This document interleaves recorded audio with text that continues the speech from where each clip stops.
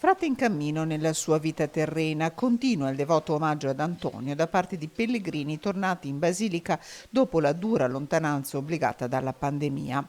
Numerosi i fedeli che arrivano dall'Italia e dalle regioni del sud, vinti i confini imposti dal coronavirus, si riaffacciano anche i pellegrini dall'estero. C'è già un'affluenza, diciamo, importante da parte dei tedeschi e anche alcuni diciamo austriaci, no? Diciamo viennesi, austriaci, e anche alcuni coraggiosi olandesi, mentre da altre nazioni purtroppo ecco, c'è ancora un blocco abbastanza forte. Ecco, noi sappiamo per esempio di dei gruppi americani che sono lì che vorrebbero partire, però dagli Stati Uniti non è così facile ancora venire, è ancora peggio dall'Inghilterra. Dalla Polonia in queste ore sono arrivati 70 giovani di 2 scuole professionali in Italia grazie al progetto Erasmus. Il 2 giugno per la prima volta le comunità filippine del Veneto si sono recate in pellegrinaggio al Santo durante la Tredicina.